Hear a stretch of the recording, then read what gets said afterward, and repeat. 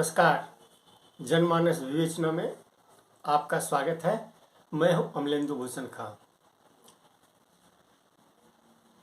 प्रधानमंत्री नरेंद्र मोदी पर जब 10 सिर वाले रावण से उनकी तुलना की गई तो ऐसा माना जा रहा था कि प्रधानमंत्री नरेंद्र मोदी रावण कहने वाले पर जोरदार हमला करेंगे, पर ऐसा नहीं दिखा। नरेंद्र मोदी कल गुजरात के अहमदाबाद में रैलियों को संबोधित कर रहे थे, रोड शो कर रहे थे। 2 रैलियां उन्होंने की और कई जनसभाएं की। कांग्रेस नेता, कांग्रेस अध्यक्ष मल्लिकार्जुन खड़गे पर उन्होंने कोई तीखे हमले नहीं किए। मल्लिकार्जुन खड़गे ने नरेंद्र मोदी को रावण से तुलना कर दी थी, 10 सिर वाले रावण से, लेकिन मोदी ने मल्लिकार्जुन खड़गे पर कोई टिप्पणी नहीं की सीधे तौर पे।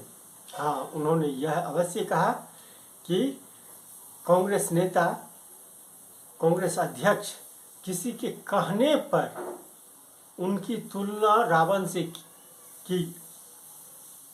अब किसी के कहने पर इसका सीधा अर्थ यह है कि कांग्रेस के नेता सोनिया गांधी, राहुल गांधी, गांधी परिवार, उनके कहने पर रावण से तुलना की गई। यानी प्रधानमंत्री नरेंद्र मोदी किसी भी हालत में मल्लिकार्जुन खड़गे पर कोई टिप्पणी नहीं की। मल्लिकार्जुन खड़गे दलित वर्ग से आते हैं और कर्नाटका से आते हैं, इस बात को याद रखिए। यहीं अगर कोई ब्राह्मण, राजपूत या बनिया या अन्य जाति उन पर कोई टिप्पणी इस तरह से की रहती, कोई राजनीतिक दल वाले इस तरह से की रहती, खास करके कांग्रेस वाले, तो प्रधानमंत्री नरेंद्र मोदी न सिर्फ उन पर हमले करते बल्कि वो इसे एक बहुत ही बड़ा मुद्दा बना करके पूरे देश में घूमते। लेकिन ऐसा नहीं हुआ। प्रधानमंत्री भी कई बार सोनिया गांधी की, राहुल गांधी के ऊपर में जोरदार हमले किए हैं, कई तरह की टिप्पणियां की हैं, लेकिन जब मल्लिकार्जुन खड़गे ने उनकी तुलना की तो उन्होंने एक शब्द नहीं बोला। क्या मल्लिकार्जुन खड़गे से प्रधानमंत्री डरते हैं? ऐसी बात नहीं है, डरते नहीं। वोट बैंक की राजनीति है, वोट बैंक। प्रधानमंत्री नरेंद्र मोदी कई बार इस बात को दोहरा चुके हैं कि वे पिछड़ी जाति से आते हैं। आप याद कीजिए मणिशंकर अय्यर को। मणिशंकर अय्यर ने उनके प्रधानमंत्री पर एक टिप्पणी की थी।